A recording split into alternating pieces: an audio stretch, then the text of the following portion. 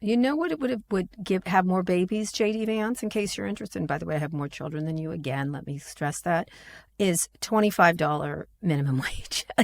Hello? That would be a baby boom. 100%. We know how to get people to fuck. Scott and Kara know how to get people to fuck.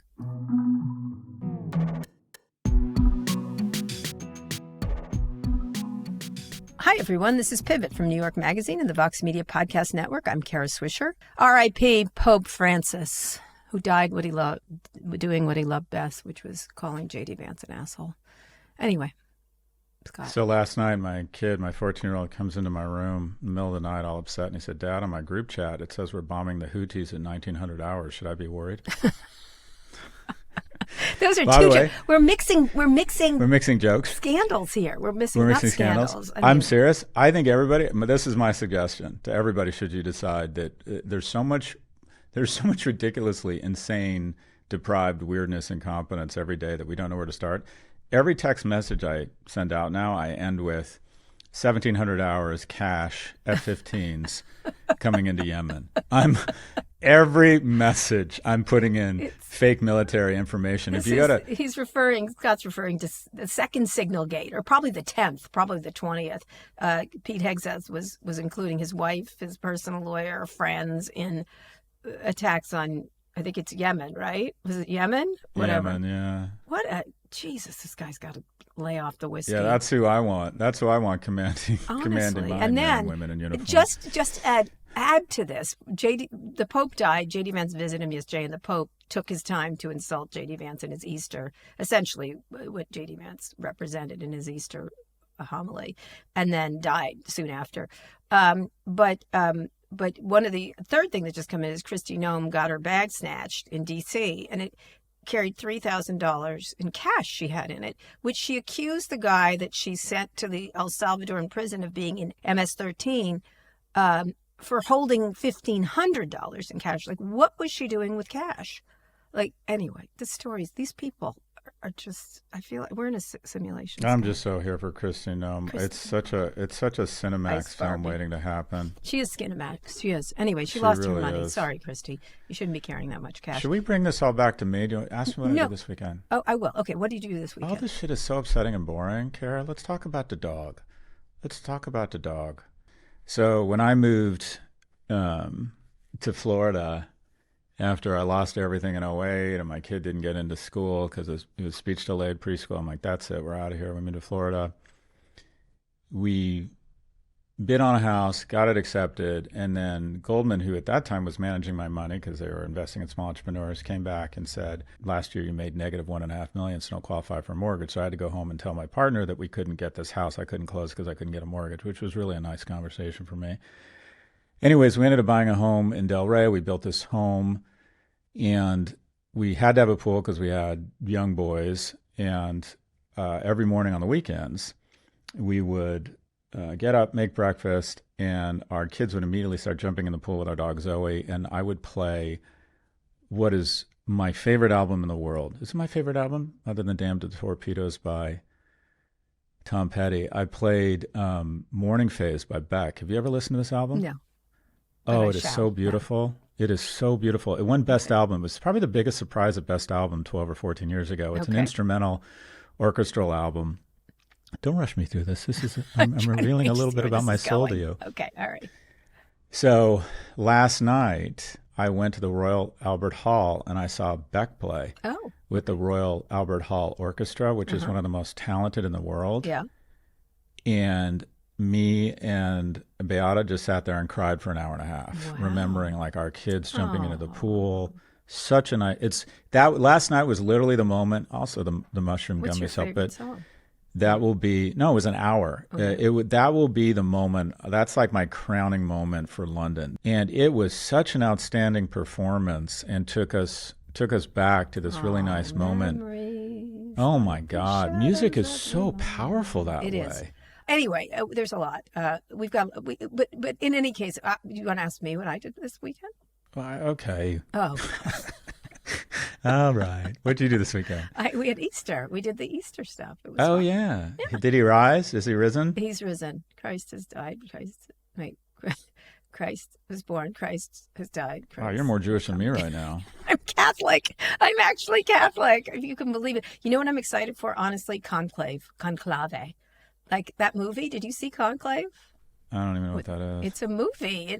It was up for Oscars. They're going to have a conclave. It's when the cardinals get together and they all vote and stuff. There's some interesting prospects for a new pope, including a very young one.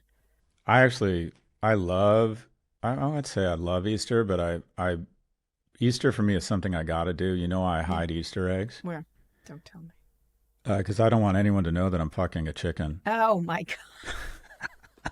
That's good. Oh my God! I had such That's good. I had so many beautiful. My grandmother used to make Easter food. He has risen. Italian. He has risen. She went to mass every day. She would be very interested in who the new pope is. Anyway, we'll see who the new pope is. He was a good pope. He was a good pope. You want to understand an organization that understands branding, that burning the ballots to create white smoke that signifies there's a new pope. Yeah. The garb, the candles, the outfits, the music, it's the Like artisanship. gay. It's very gay. It's very gay. I'm so glad you said that. And so what a gay. Shocker. And you can't sleep with women. And what do you know? I know. What do you know? Conclave. You have to watch that movie. Do yourself a favor and watch it with your wife. It's a great movie. It's like it has Isabella Rossellini in it. She's a nun.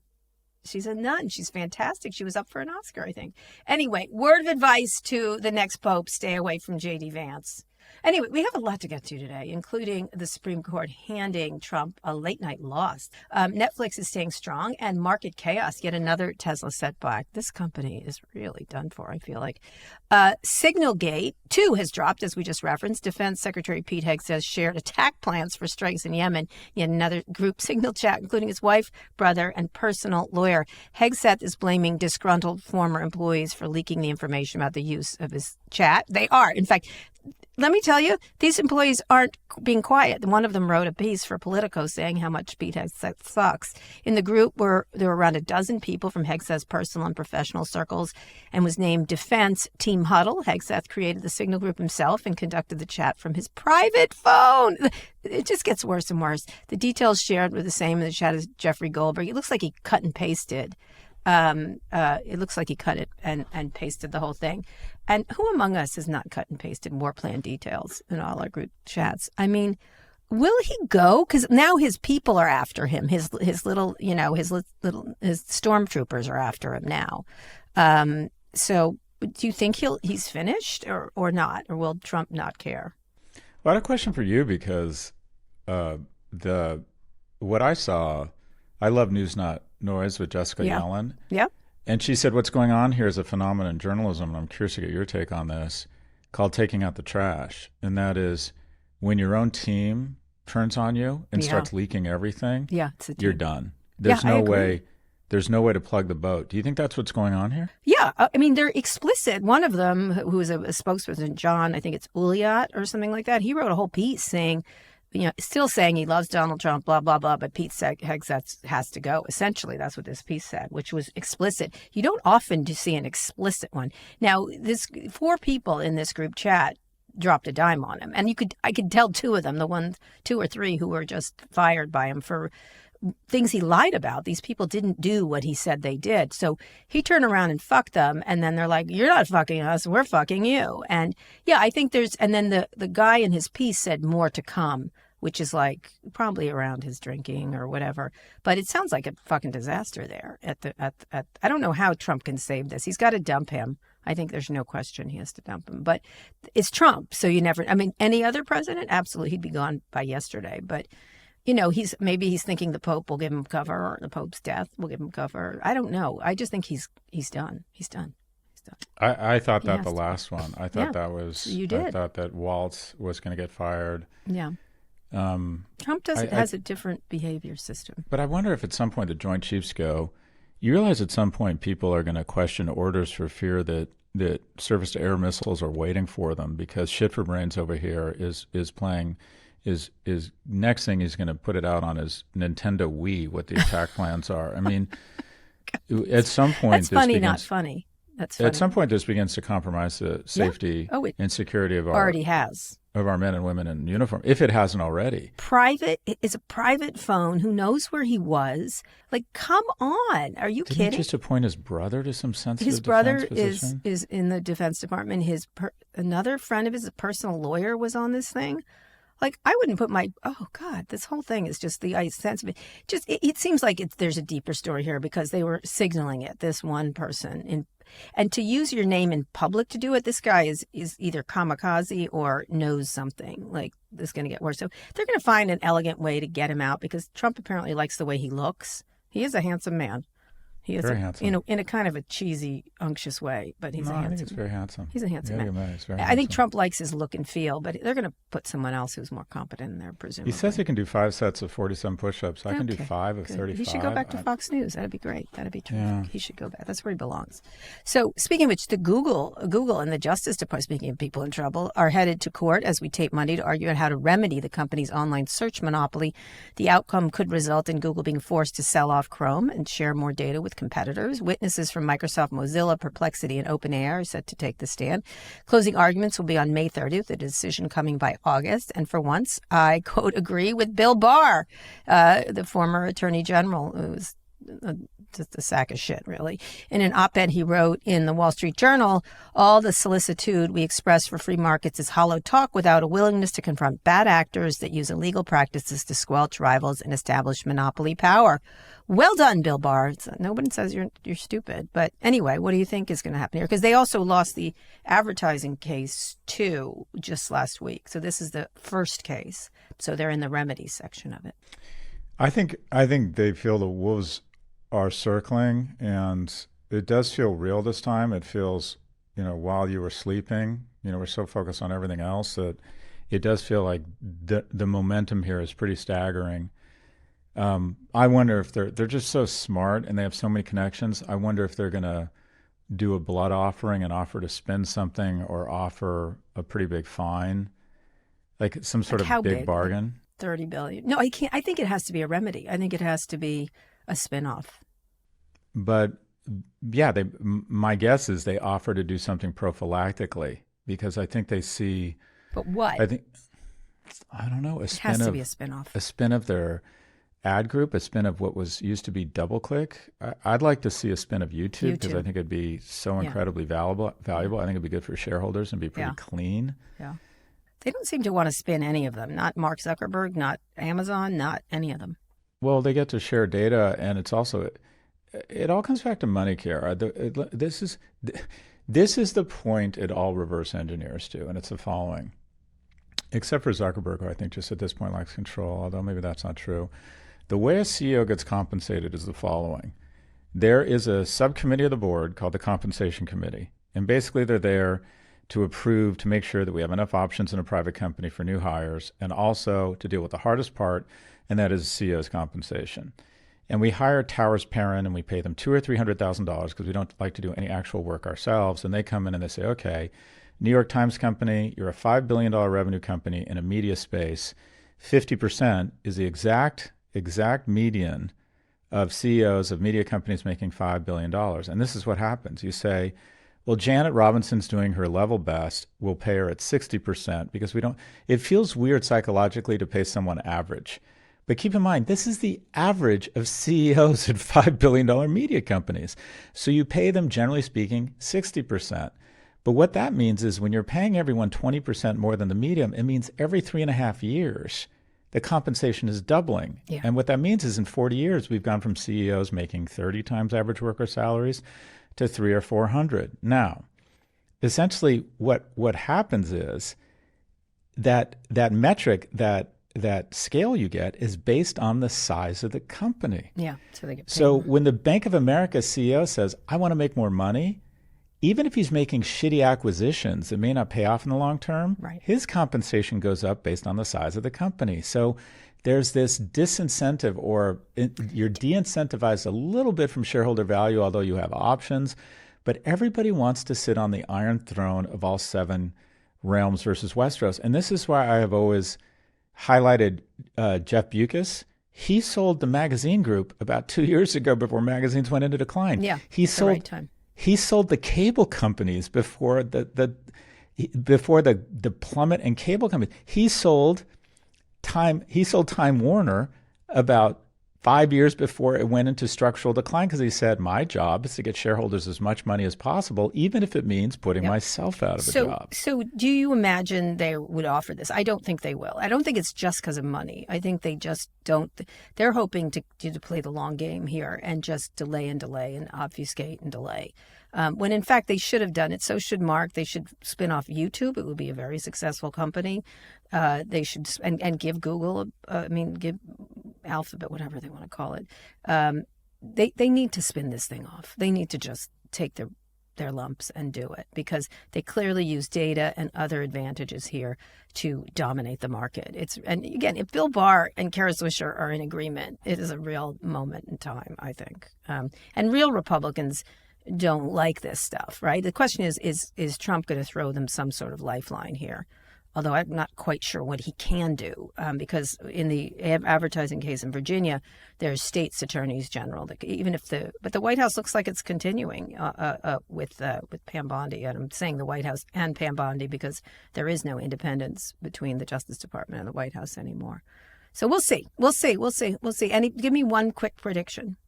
I think it's a prophylactic. I think they're so focused on shareholder value. I think a prophylactic spin of WhatsApp, Instagram, or YouTube. WhatsApp is over at Facebook, but go ahead. I know. Well, right. Or so is Instagram. But this is Google. Right. But isn't Meta also, that case has got more That is going to, yes, that is also, but that's in the midst of the case. That hasn't, but go ahead. Yeah. Anyways, you asked for a prediction. I think we're going to see a spin in the next 12 to 24 months. All right. Spin of and by the way, I've been saying that for a long time, and I've been wrong. Yeah, well, we'll see. They are definitely, it looks like Trump isn't going to save him a lifeline, but we'll see. He may do that if he gets enough money. Just for people who don't know, the production of Tesla's Model Y has been delayed. This company has one mess after the next recently. The Model Y, a more affordable version of Tesla's electric SUV, was promised in the first half of this year as a way to boost sales. Production plans will be pushed back a few more months, though Tesla reportedly still plans to produce them. Maybe. They think it's because he wants to double down on robotaxis and the Optimus Prime. He thinks that's where the future is, not in these cars. Obviously, people are running circles around him, including Japan and China and others. And legally, it's settled a racial discrimination lawsuit after a black employee alleged harassment, gender-based insults, and racial slurs on bathroom walls, which were pretty heinous. Tesla's also facing a proposed class action suit, claiming, this one is amazing, too, claiming it speeds up odometers so vehicles fall out of warranty faster. Oh my God. It's just all over the place. So his car company's given a lot of yips. We're taping this on Monday. Tesla reports earnings on Tuesday afternoon. Any predictions? It looks like he's not interested in making cars anymore, or he's making other things. He wants to shift Tesla. And I think you're going to merge XAI, X, and this together in a big, on the whole. And Tesla? Yeah. Mm-hmm. And make it an AI company. Make it an AI company. Huh. That would be really interesting. Yeah. And use the AI kind of halo as a means of propping up the company. Wow, I think that's really interesting. Yeah, I'm guessing. Look, this company should be a $14 stock. And I'm not suggesting you invest here because it's a meme stock and there's forces outside of your control. And now that the SEC has been neutered, who knows what kind of market manipulation has taken place here. But it used to be the CEO from the street, the best thing you could do was kind of under-promise and over-deliver. And there's still a market for that in traditional mature companies. Unfortunately, the ground has shifted a bit that in the kind of fake it till you make it economy, it's over-promise and deliver just enough. You can under-deliver, but just enough. So, for example, some of the promises Elon has made. 2,200 days ago, he said there would be 1 million Tesla robotaxis within the year. 9 years ago, he said all superchargers were being converted to solar. That hasn't happened. Another 9 years ago, he said Tesla, since Tesla started charging customers for self-driving software that he said would be able to drive from LA to New York City autonomously by the end of 2017. I forgot about that one. He said that would happen by the end of 2017. Yeah. I think he said it to me on stage at some point. Nearly 8 years since the second generation Tesla Roadster was announced. You can still pre-order one on Tesla's website for $45K. That's interesting. Some of the promises that did come to fruition, but the details were still a little fuzzy. The Cybertruck was scheduled for production in 2021 and was supposed to cost $40,000. It came to market in late 2023, and the base model was over $60K. And it's a heinous looking vehicle. They're getting, it makes no fucking sense. They haven't sold that many. They haven't sold that. They're currently getting hit with a lawsuit concerning the alleged speeding up of odometer readings. Yeah, Tesla does not have incentives to fib the odometer numbers. Warranties expire faster, meaning less Tesla-covered repairs, and extending the alleged range of the Tesla, which is, I remember when I was buying used cars, I thought, why don't people just fuck with the odometer? They did. That was a big thing, is fucking with the odometer. Yeah, but that's literally kind of like fraud on a different sort of masculine level. Yeah, it's like, really do not ever accuse anyone of fucking with the odometer, whatever it is. So, like, I think he's lost interest in it. I think your speculation that they might combine it all into one company is really interesting. Yeah, I hadn't considered that. Because he hiding X's shitty business within the X. That's right. By the way, they don't have that many customers. What is their revenues? OpenAI is making $5 billion, $6 billion at least, and actually growing. They have to have it'll just have this halo. So he's moving it to a new meme stock, just a better meme stock because the Tesla meme stock isn't going so well. That meme is over, and then he's getting all kinds of contracts. He might be in charge of Golden Dome, all this other stuff, and so he's got better fish to fry, better women to impregnate, I think, here. But anyway, let's go on a quick break. When we come back, the Supreme Court's late night rebuke to Trump. Scott, we're back. The Trump administration has a busy few days. Let's dig in for a few. The Supreme Court handed down a rare overnight order on Saturday blocking Trump from deporting a group of Venezuelan immigrants in Texas. The court's order bars the government for now from using the Alien Enemies Act, a wartime law from 1798. This was a 7-2 ruling with Thomas and Alito in the minority. Alito wrote in his dissent the court's decision to intervene was not necessary or appropriate. The Trump administration quickly asked the Supreme Court to roll back the decision, saying the order was premature as lower courts had not properly weighed in. It's none of his business what they're going to do. Actually, they're working. This guy is putting them to work in terms of making decisions. They might try to keep Trump in check, or at least they're moving to do so even before things like that. Also, the Trump administration appears to be preparing for a drastic overhaul of the State Department, a plan described by one U.S. diplomat as bonkers crazy pants, and that's a technical term. A draft, that's a ambassadorial term. Bonkers Crazy Pants. That's all the name of Scott's in my band. A draft of an executive order reveals plans to shut down embassies across Africa and eliminate State Department offices focusing on climate change, refugee, and human rights. So the entire continent of Africa and anything nice for people. The draft also calls for ending foreign service exam, laying out new hiring criteria in line with the president's foreign policy vision, which means you have to agree with him. The Secretary of State, Marco Rubio, responded to the New York Times report on the overhaul on X, writing, "This is fake news." Oh, Rubio, little Marco. If these plans do come to fruition, we'll see how it affects our standing abroad. And lastly, and then you can comment on all these things, Scott, the White House is reportedly looking into new policies that will incentivize more Americans to get married and have kids, according to the New York Times. Some proposals for those policies include a $5,000 cash bonus given to every American mother after delivery. I wish I got that. Government-funded programs educating women on their menstrual cycles to better understand when they conceive. I wouldn't be against it, except it feels very controlling. Giving the National Medal of Motherhood to moms with 6 or more kids. I'm almost there. As we discussed, this is a cause that's near and dear to the hearts of Elon Musk, J.D. Vance, Conservative Heritage Foundation for his part. Trump recently coined himself the fertilization president. He's also pitching for the idea of baby bonuses for a while. Let's listen to what he said at CPAC in 2023. We will support baby bonuses for a new baby boom. How does that sound? That sounds pretty. I want a baby boom. Oh, you men are so lucky out there. You're so lucky. You are so lucky, men. Oh, my God. He's so gross. He's so incredibly gross. Anyway, I'd like your thoughts. Let's start with the first, which is the, he's done so much stuff, is this Supreme Court situation, briefly. Go ahead. Well, one of the two pillars of the way we approach justice, or how we prosecute or acquit or deliver justice, and some general themes. And Alito gave a very eloquent speech on this. I apologize, it was Justice Scalia saying that every nation has a really powerful Bill of Rights. And we keep focusing on when these decisions come down. But that's not the bigger issue. Russia has a Bill of Rights that says you are entitled to free speech, and anyone who gets in the way of your free speech should be immediately imprisoned. Where a nation's mental and justice system is proven or dissolves is your willingness to enforce those Bill of Rights. And that's where we are now, is that for the first time in our nation, it used to be when the Supreme Court or lower court made a decision, it was just a given it was going to be enforced, and that the president wouldn't think of turning back planes against a court order. And we're giving the president credit right now. It's almost as if we're saying, see, he's actually listening to the Supreme Court, because we no longer have that certainty.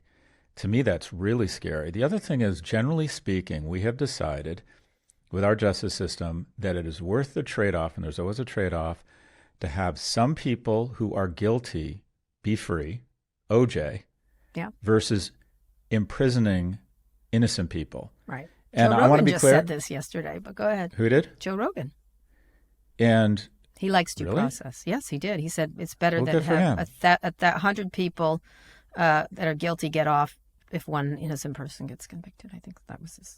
And right now, I can hear a lot of Americans saying, okay, now do black people, because I think there's a lot of black Americans who've been incarcerated unfairly. But those are kind of two pretty significant tenets. And those have been, so the notion that this Republican talking point of, well, yeah, it's worth it. If there's a couple people in El Salvador that shouldn't be, it's worth the general progress we've made. Meanwhile, the 60 Minutes said 75% of these folks haven't committed a crime. So I think the bigger issue is we just have to, at this point, make sure that these decisions are upheld, because we have a strong man who's kind of picking and choosing, it feels like, what decisions he's going to decide to comply with. In terms of the natalist movement, I do believe, I think of a unifying theory of everything around what the Democratic message should be, and I think it should be the following: that anyone under the age of 40 who works should be able to form a household, buy a home, or at least afford rent, meet somebody, and afford to have children. So minimum wage of $25 an hour, national service, 7 million homes in 10 years, do away with capital gains tax and a tax structure that transfers money from young to old, universal child tax credit. There's a ton of actual programs I'd like to see the Democrats actually put forward instead of fucking whining all the time. But here's the bottom line. It's about economic prosperity such that if the 60% of 30-year-olds that had a kid, now it's 27%, want to take it back to 40, that's fine. But at the same time, if they decide they want to not have kids and spend that money on brunch in St. Bart's, that's their right. Right. So I want a program that takes the people under the age of 40 that are 24% less wealthy than they were 40 years ago, and not the 72% wealthier of people over the age of 70, and levels up young people and gives them a chance to meet each other and gives them economic viability, but only rewarding them for some sort of kind of weird propagation. Having the reality babies, is, right? I'm sorry, go ahead. It's a good thing to have babies. I mean, I've had 4 kids. I love children. It's that it should be, one is your choice if you want or don't want them. But this idea that you didn't put anything else in place, like, why isn't he talking about daycare? If you really want people to have kids, give national daycare to everybody. 100%. Like, good daycare. Like, if you really want to have kids, this is very similar to the abortion thing. If you really want people not to have as many abortions, make it so it's easy to have children, perhaps. And maybe people would make different decisions. It's the same. They never want to solve. And they also don't like the kids after they're born, right? They don't help any of those kids that get born who to in problematic homes and everything else. So all they want is, and you could see it. His giveaway was, man, you're going to get to fuck. I think that's really what he was saying. He was saying that. I don't think it. So this idea of baby bonuses is fine. That seems fine. The idea of IVF being inexpensive, great. It's all like individual, but it's not followed by anything that really matters to people who have kids, which is daycare or childcare, which is important at every income level, by the way. Even if you can afford it, it's difficult. Same thing with elder care, by the way, on the other side. Also hard. But they don't want to do any of this thing. They just want like men to like have 14 babies, Elon. But what do you care if you're a shitty father, right? None of that matters. So I don't, it just for people to realize these expanded child tax credit would be better, or a baby bonus would require an act of Congress, by the way. But like expand child tax credit, that's a great idea too. That's right. But just the other things matter much, much more. And Scott is 100% right. If you don't want to have kids, you should not be like you kind of remember when people were giving money to giving people their college forgiving the loans.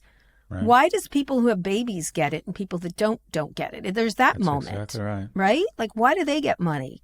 Because we want them to have babies? That's kind of sick. You need young people more economically viable. And if you want to talk about a baby boom, you got to reverse engineer to why the baby boom happened. Yeah. And effectively it was the following. We don't like to talk about this because some of it sounds politically off-putting, but 7 million men came home from war, and they had demonstrated heroism in uniform, and they were fit. And we put a bunch of money in middle-class homes through the GI Bill, through FHA loans, and we said, okay, young people, here's a bunch of attractive men. Quite frankly, we aren't producing enough attractive men for the women who have ascended. And we should do nothing, including some sort of weird tax credit that somehow pulls women out of the workforce, and we should do nothing to get in the way of women's incredible ascent. What we need to do is lift up men who, quite frankly, aren't keeping pace. And the way you lift up men is by lifting up all people under the age of 40 and giving them a chance to meet, giving them a chance to fall in love, giving them economic viability. Mm-hmm. We have to get them together. Do you realize, and I know this sounds, 40% of nightclubs in London have gone away since COVID. If people aren't going into work, they're not going into bars, they're not going to church. Where does a man or where does a woman who has a much finer filter for sex, because quite frankly the downside of sex is so much greater, ever have the opportunity to let a man demonstrate excellence? Like true.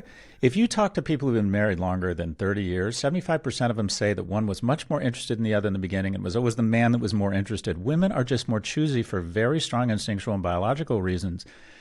So where does the man have an opportunity to demonstrate excellence? And now you have men who, quite frankly, aren't demonstrating excellence. As women have ascended the earnings ladder and can contribute more to a relationship, men have not filled that gap. You know what it would have more babies, J.D. Vance, in case you're interested. And by the way, I have more children than you. Again, let me stress that. Is $25 minimum wage. Hello? Like that would be a baby boom. That would good housing would cause a baby. If you 100%. Really wanted to. We should 7 million new homes, manufactured homes that cost 30 to 50% less than homes built on site, $25 an hour minimum wage, national service, do away with long-term capital gains. More nightclubs. Quite frankly, subsidies to places, businesses, whether it's Putt Shack, whether it's bars that get young people together, whether it's nonprofits, sports leagues, anything that gets people together so they can go, you know what? I didn't like him at first, but he's funny. Yeah. He's nice to his parents. You know what? We know how to get people to fuck. Scott and Kara know how to get people to fuck. I'm going to go out with a group of people. I'm going to have a few drinks and make a few bad decisions that might pay off. The most rewarding thing in life is the opportunity to partner with someone, fall in love, and raise children with a competent person and have a government that has wind in your sails to be economically viable so you're not fucking stressed all the time, which, by the way, is the leading cause of divorce. My point is we need to level up young people. I don't like programs that target specifically one gender because I think it gets politicized. We need to level up all young people. Yes, I agree. Can I ask you a question? You mentioned it. So were you the one that was, you said after 30 years they say which one liked one more? Your wife liked you less than you liked her, correct, at the beginning? I'm just guessing. Is that right? I'll give you exactly what happened. You've told me the story, but go ahead. I saw someone wearing nothing but a thong who was wearing at a pool party at the Raleigh Hotel. Okay. And I promised myself I'm going to speak to that person before I leave, to that woman. Okay. And she was with another woman and another guy. And without the benefit of alcohol, in the light of the midday sun, I thought I'm going to go up and I'm going to introduce myself. And I'm like, you can make all sorts of reasons not to take your shot. It's like, how do you do it? What do you say? So I went out to the valet. I got so angry at myself. I went back in and I walked right up to him. And I said, hi, I'm Scott. Wow. And I introduced myself. Where are you guys from? 18 months later, our son's middle name is Raleigh. Right. But I'm saying she liked you Less Well, than you liked. I'm going. My stories obviously take too long. And I said to them, I hung out with them that day, and I said, come to my place, and I'll make you dinner. I have no idea how to make dinner. So I called George and Holly Matson, who I was sharing a place in the Continuum in Miami with, and I said to Holly, who was out on a boat with George, I said, you need to get home and make dinner for me and these 3 people because I'm really into this one ridiculously cool hot woman. And we had a few drinks. We were having a great dinner. We sat down on the couch, and I sat down across from her, and I said, look, I pride myself on my transparency. This is exactly what happened. There's no adjectives or embellishments. I said, look, I pride myself on my transparency. I feel a really nice vibe with you, and I'm super interested in you, and I just feel a really nice connection with you. Do you feel the same? And she paused and thought about it, and she said, no.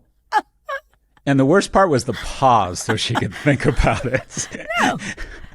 Yeah, but she looked around and paused and went, like, she really wanted to give me an honest answer. Right. She was moved by my transparency, and she's like, let me think. No. No, I'll pass. No. I'll take a pass. And then the next weekend, I lied to her and said I was going to a party. It was actually the rehearsal party for my friends George and Holly Matson, a rehearsal party. And she showed up in jeans and a Led Zeppelin T-shirt, and she was about to kill me because I lied to her. It was a rehearsal dinner, and we spent every weekend together for the next, Well, there you go. You 3 years. you worked on it. Well, that's good. With Amanda and I, it was equal. I have to say, it was equal. Although I did say to her, I can't believe she's actually agreed to marry me. When I said I'm beachfront proper, I was single for a very short amount of time. I haven't been single I since remember I've you were been dating someone, and then you weren't. And Yes, you were dating. yes, I know. I don't want to talk Amanda? about that relationship, but Amanda, we went out right away, like immediately after we were fixed up by friends of ours, and on a blind date. We were fixed up on a blind date, but I literally said to her something very soon after, like we started seeing each other. It was very equal, I have to say, was that I was beachfront property, and she better grab it. Do you like that? Beachfront property? I know. Is that the most obnoxious thing ever? Yeah, that's pretty bad. I'm beachfront property. You better grab it now. It's going fast. Fast. I'm like a bad condo that's been repossessed in an auction. You're lucky to have me. Can I have a very brief thing on this bonkers crazy pants, getting rid of our African embassies across Africa, and also cutting all the things that make us Americans, which are refugee help, human rights, climate change, etc. Look, I don't. My view is that with brand, what is a brand? It's a brand, right? That's why I'm asking. A brand is unearned margin because of soft power, the promise of what you will get if you buy this brand, and you got to deliver against the performance. And the promise is what I would refer to in terms of aid overseas is soft power, and people feel good about us. When you see an American embassy, you know it's going to be well staffed. You know they're polite. You know that if you're an American abroad and you get mistreated, you go straight to the embassy. And the fact that we're reducing our soft power all over the world, all that means is a reduction in the promise, a reduction in our brand, which will reduce our unearned margin across our business relationships, our safety. Do you think how many people, and the problem is you're not even going to realize how much damage it does. Do you realize how many people call our intelligence services when they suspect a terrorist cell somewhere? They call American embassies because they're like, you know what, those are nice people. They're the good guys, and we're losing that. This is a reduction in soft power across America. Also, across Africa, we're just decided to give Africa over to China. Anyway, go ahead. Which, by the way, has been a hotbed for, quite frankly, it's not only not playing offense. Africa likely will have the greatest GDP growth over the next 40 or 50 years. It's just kind of time, right? And it has huge, unbelievable human potential, unbelievable natural resources. At some point, Africa is going to have its moment, and we want to be in there in establishing strong business and military relationships. In addition, there are some hotbeds of terrorist activity in Africa, and we want African nations and governments cooperating with us. It all comes down to the same thing. To believe that you can build a bubble around your shores is just naive. I've always believed you not only take the fight to foreign nations, you take the empathy and the goodwill. It has to be a carrot and a stick. Yep, I agree. It's an astonishing thing. We're just giving up. I know it sounds dumb, but you remember like sort of the image I have of youth is, Hershey bars by GIs and stuff like that. Yeah, Wrigley's gum. Like all this stuff we did, it sounds like it's such a trope, but it's so like we are the good. We've not always been the good guys, but we're the good guys, and now the Chinese are going to be the good guys, and they are not the good guys. By the way, it's just grotesque. It's such a transactional nature. Anyway, let's go on a quick break. When we come back, China's latest salvo in the trade war and Netflix. Scott, we're back. China is warning countries speaking of which, not to make any trade deals with the U.S. at China's expense and is threatening retaliation against countries that do. They're doing the carrot and stick situation. China said it was responding to the foreign media reports that the Trump administration was trying to pressure other countries as a negotiating tactic. Harming the interests of others for one's own selfish and short-sighted gains is like negotiating with a tiger for its skin. Oh, that's an interesting metaphor. The Chinese Ministry of Commerce said in a statement. They went on to say, in the end, it will only lead to a lose-lose situation. Why do the Chinese seem so reasonable at this moment? What does it make of the strategy? I mean, obviously, they're going to have to threaten, too, because we're threatening, presumably. Our threats mean less and less. I do think that one of Obama's biggest mistakes was not responding when Syria crossed that red line. Yep. You should make very, very few threats. But what they should be is not threats; they should be promises. And unfortunately, now we're threatening everybody. So no one takes us seriously. They're like, I just don't think there's no veracity with our threats because it's like, well, he didn't threaten Canada, but he came after them for no apparent reason. And then when he threatens to ban TikTok, he does. Harvard, it was a mistake. It's all such puffery. I'm sorry. We are not a serious people. It just doesn't. We have absolutely no authority or reliability. We come home every day to a drunk, manic depressive, bipolar mate. We don't know who we're waking up against, or we don't know who we're waking up with every morning. And the fact that any nation is going to respond and back down other than saying, oh, okay, sorry, and wow, have you lost weight, Mr. President? And then to just back channel to China and say, hey, we really should have those talks we were talking about lowering trade barriers. And China, oh my God, they must be licking their chops, as is Vietnam, as is Turkey, as is the EU. The EU is, obviously this hurts them, but they're making they're working overtime. They're doing all sorts of trade deals right now. Yeah, and they still don't want to turn their back on us if they don't have to. Anyway, amid all the economic turmoil and confusion, one company that is weathering the storm is fine. The people were worried about this, Netflix. The company reported in its Q1 earnings last week, beating revenue and earnings targets. In a letter to shareholders, Netflix said the revenue and profit growth outlook remains solid. It's not making any changes to its forecast for the year.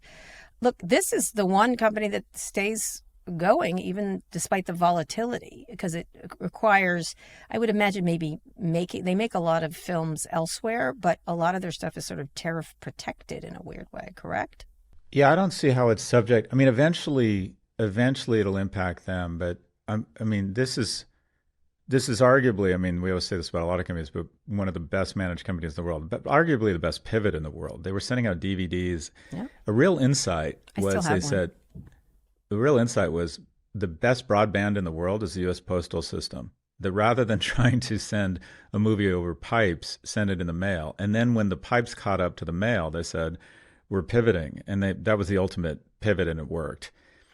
They then adopted a page out of Bezos' playbook and said, if we can paint a really compelling vision for this company and deliver against it on an incremental basis, we can attract more cheap capital, which gives us more and more money. And we're just going to literally we're going to overwhelm the competition with capital. And they spent $18 billion a year. And then when they kind of pulled ahead and it was clear no one was going to be able to capture in terms of capital, they then globalized the industry and did to LA what Tokyo did to Detroit. And that is they moved huge production facilities overseas. And now they can, on $18 billion in content, which is what, 5 to 8 times what HBO, Apple, all of them spend. Apple, I think, spends $5 billion. They can spend, if they're spending 3 times what another company spends in gross dollar volume, they can produce 4 times the content because it's just a better managed company. About, I think now almost 40 or 50%, or maybe even more of their capital is spent overseas in production than spent domestically. Yeah, they really were smart about that. They also brought shows from there, either remade them or used them from there. They were very good about the globalization. Just so well. Let me give kudos to Reed Hastings, who has stepped down as executive. He was executive chairman. He was very quite involved to chairman of the board. I met Reed when he was selling those he was moving those DVDs very early in Netflix's history. And there had been a series of companies like this, if you recall, that were trying to do this, what he was doing. I did a very famous interview with him, I think it was 2007 maybe, with him, the head of Hulu at the time, Jason Kilar, and Chad Hurley, who was the head of YouTube. And we were put down in a basement, and I always thought that these three, especially Reed Hastings, really had a vision for the future. But he really, even though he's dropping his status, he's the pivotal person who made a lot of these decisions, and he has smartly followed with executives that he has cycled out some that haven't worked, even though if they did well for a while. I have to say he really has to go down as one of the greatest executives.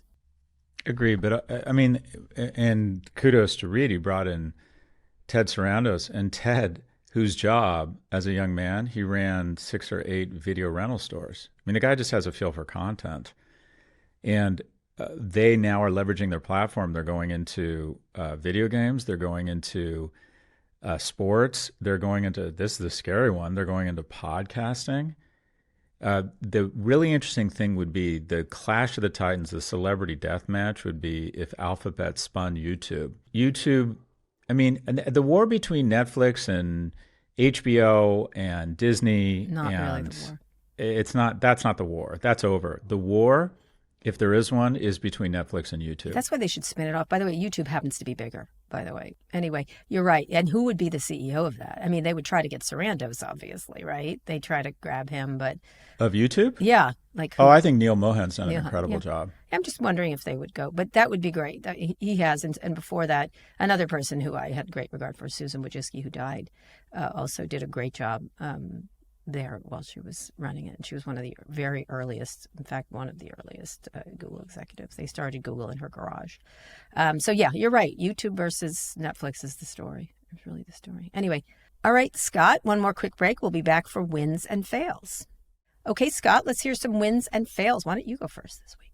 Oh, I just loved, I've been so, you have an easier time disassociating than me. I've been so stressed and upset about everything that's been going on that to just be at the Royal Albert Hall, listening to beautiful music that reminded me, I think it was I think it was Gloria Vanderbilt, Anderson Cooper's mother, who said that the happiest time in her life, or the happiest time she believes in anyone's life, is when you have young kids at home. And I do think I'll look back on that and look at that as the happiest time in my life. But feeling that music in that venue, it was just so extraordinary, and just absolutely gave me an hour of peace and emotion to share with someone I care a great deal about in the content. I mean, we just knew exactly how we were both feeling. I felt very connected to London. I felt very connected to music.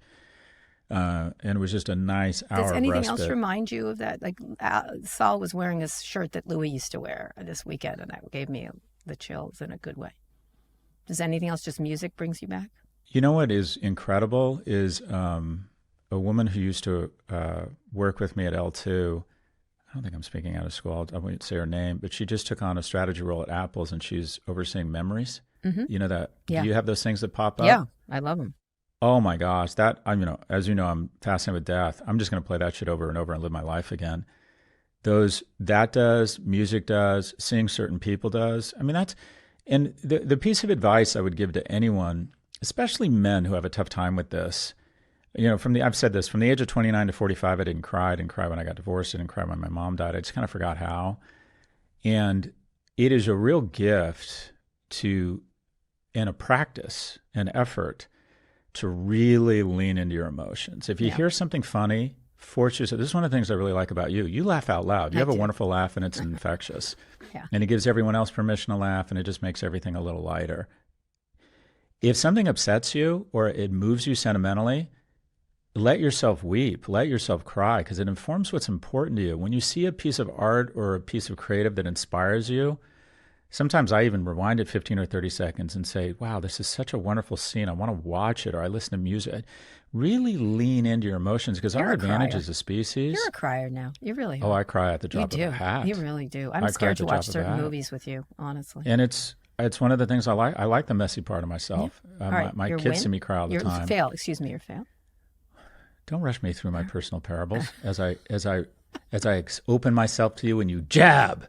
Oh, come on. I let you But cry. my lesson I let here you cry. I is- like your crying. is that our advantage as a species is our cooperation, and the way we cooperate is we communicate. A close second is we're able to feel things. That part of our brain is bigger, with the exception of elephants and killer whales, which, by the way, should not be locked up in tanks when you realize how emotional they are. If you don't lean into your emotions, you're not taking advantage of what it means to be human. And it's very rewarding. It really informs your life. Otherwise, you're like me, 29 to 45, and just kind of sleepwalking through life and thinking, okay, how do I make more money and have more sex?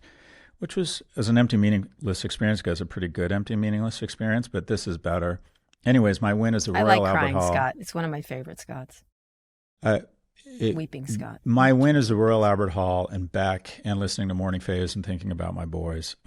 My fail is, at the end of the day, management is just one thing. It's your ability to allocate capital to a greater return than your peer group.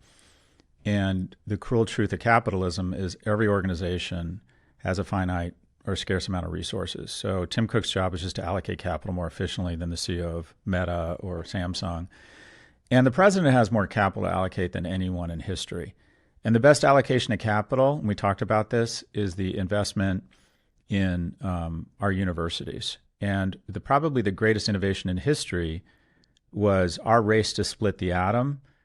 If we hadn't gotten there first, and Hitler had, we'd be doing this podcast in German. And that effort, and one of the things I don't think they did a great job of in the movie Oppenheimer, was nodding to all of the universities that were involved. Oh, yeah, you're right. Mm-hmm. So, and I'm going to get some wrong here, but Caltech, Berkeley, WashU, Purdue, University of Minnesota, Chicago, University of Chicago played a huge role, Rochester, Princeton.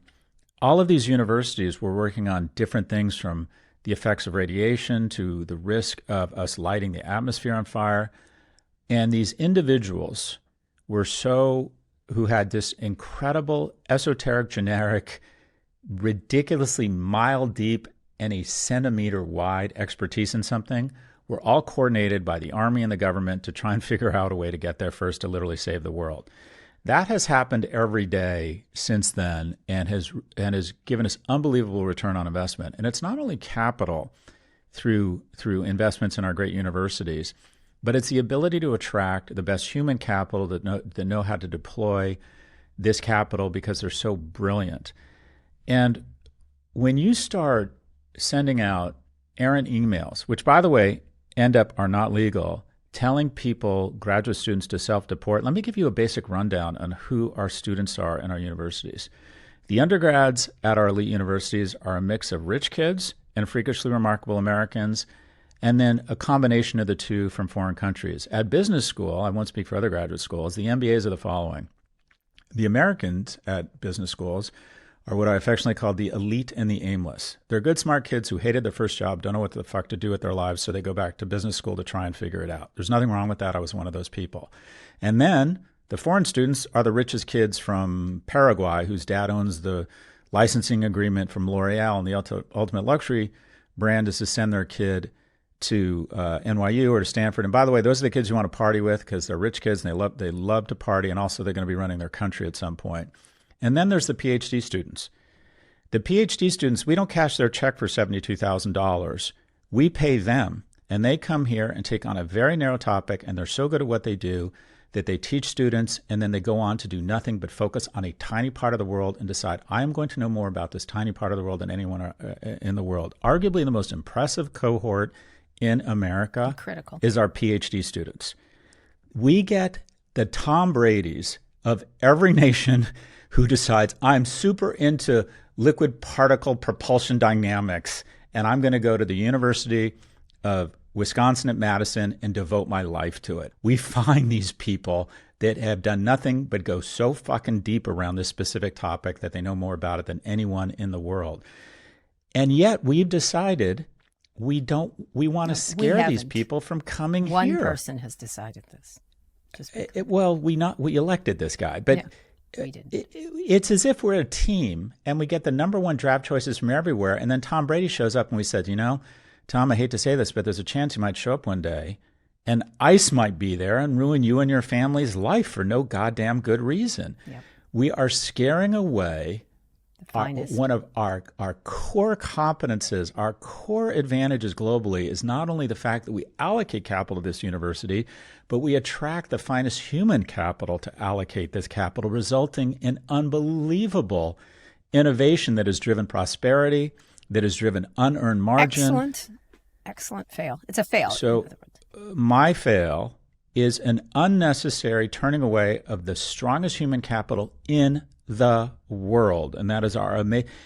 You meet just trust me on this. You meet a PhD student from India. I don't care what fucking field they are. You're talking to someone who was the best at their elementary school, then the best in their region, then the best in their state, and then the best at IIT, and then figured out a way to come. It is incredible what they're doing here. The destruction around, not just there, but at NIH. That is an excellent fail. Okay, mine are. I have so many wins today. I recommend you reading Larry David's "My Dinner with Adolf," which is a sort of attack on. It's a very funny thing of him having dinner with Adolf Hitler and making fun of Bill Maher. It's very, very, very funny. Bill Maher needs to step down on defending him.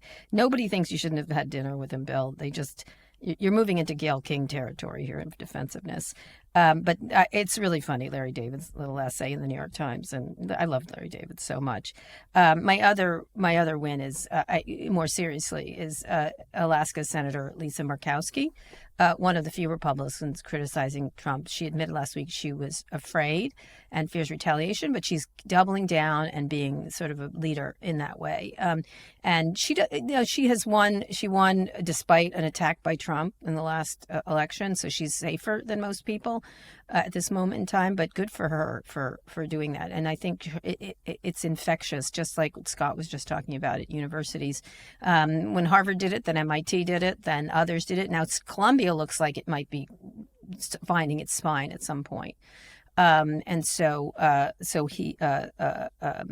I really admire her for doing that. Also, just for a little thing, this is a picture, speaking of medical students, this is a picture my mom found of my dad it fell out of a drawer of hers this week. And this is me as a kid. And this was a total win this week of getting these great pictures. Can you hold it closer to the camera? Yeah. There you go. Doesn't he look like a geek in a nice way? Do you see it? Yeah, he looks like Jeff. He looks like Jeff. Yeah, I was just going to say and that. This is me. This is us. My mom's pregnant with my brother, but there's our little family. Being very fecund, nice. Donald Trump. But we did it because my dad was a poor guy, like you said, and he got a break. He went to the Navy, paid for medical school, built his family, was able to lift himself up from not poverty in West Virginia, but not means, in order to go to West Virginia and to go school there and stuff. How old was your father when he passed? 34. Wow, young man. And then my fail is this continued, it's sort of coming together. Wired has a piece of something I have talked about on this podcast. The scale at which DOGE is seeking to interconnect data, including sensitive biometric data, is unprecedented, raising alarms with experts who fear it may lead to the disastrous privacy violations for citizens and immigrants alike. I've always said their game was uniting the data. I heard this weekend, I'm not going to say who it was, by someone who's considering leaving the United States. European countries are offering our greatest technologists, speaking of what you're talking about, Scott, it dovetails perfectly. Countries are trying to get our technologists to go there by giving them visas so they're safe. And a lot of people who I never thought would consider it are considering it because they fear retaliation. The executive order against Chris Krebs has been chilling to a lot of people I know who've been working on really important things. And the whole point of DOGE was to unite this data, as I've said, to create an Uber data situation, which has never been united, to create an ability to cross-reference things that have never been cross-referenced, and for good reason. It's not for efficiency. They don't do it. It's because we're scared of creating a surveillance state the way they have in China. And so the fact that it's a reverse brain drain going on really dovetails on what Scott was talking about, is we are rejecting the finest from elsewhere, but our own people will be leaving our country to develop in other countries. And that is the biggest tragedy of this. At the same time, the government is creating an Uber database I have said this over and over again. I know you said Elon's leaving, but the legacy of what he's doing here is incredibly dangerous for our freedom, as far as I'm concerned. So I think we should pay a lot of attention to these databases being joined in a way that you'll be searchable and findable. And there will be so many mistakes in the data that it's terrifying. A lot of people considered dead that aren't dead have to prove they're not dead now. People that are getting arrested that are American citizens now. We shouldn't be arresting these immigrants without due process. But now it's moving because of mistakes and everything else. And also it will not be mistakes at some point. So we should be very wary about what Doge is doing in that regard and pay attention, even if Elon's been out of the news a little bit recently because of so many other ridiculous situations. So please pay attention to that. Wired has a great story on that this week. And so that is my fail. If we don't pay attention, they will have all our information and then do terrible things to us. I'm sort of blown away by your speculation or thesis that all of these, both the government and Musk, are bringing all this information together to develop sort of one, like, I don't know, Skynet of surveillance. Yeah. of surveillance, control, and capital. It'll be used against immigrants first, but it's always, it's always for more. And by the way, I don't want Democrats having this power either. FYI, I don't want any of them having this power. You can have your opinion about whatever you thought about the various things of leaking information, but the government should never have this much power and information about people in one place. It will always be abused. As has been shown throughout history. Anyway, we want to hear from you. Send us your questions about business, tech, or whatever's on your mind. Go to nymag.com/pivot to submit a question for the show or call 855-51-PIVOT. Elsewhere in the Kara and Scott universe, I talked with Melinda French Gates and On with Kara Swisher. Let's listen. I never would have guessed that USAID would essentially be folded. It was endorsed by Republican and Democratic administrations because they saw that people could live where they were if they had good health and they had peace and some chance for prosperity.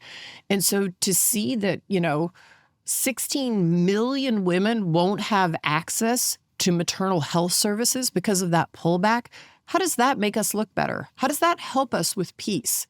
It's just what you were saying, Scott. Same thing. You and Melinda Gates are on the same wavelength. Also, I'll be interviewing Lisa Su, the CEO of AMD, speaking of badass women, live on stage at Johns Hopkins University Bloomberg Center in Washington, D.C. this coming Monday, April 28th, a week from now. If you want to hear a smart conversation about semiconductor chips, industrial policy, and the future of AI, Google Kara Swisher and Lisa Su, SU, to RSVP. Tickets are free. Okay, that's the show. Thanks for listening to Pivot. Be sure to like and subscribe to our YouTube channel. We'll be back on Friday. Scott, read us out. Today's show was produced by Lara Naaman, Zoe Marcus, and Taylor Griffin. Ernie Intertot engineered this episode. Jim Mackle edited the video. Thanks also to Drew Burrows, Mia Severio, and Dan Shalon. Nishat Kurwa is Vox Media's executive producer of podcasts. Make sure you subscribe to this show wherever you listen to podcasts. Thanks for listening to Pivot from New York Magazine and Vox Media. You can subscribe to the magazine at nymag.com/pod. We'll be back later this week for another breakdown of all things tech and business. Beck's morning phase. Trust me.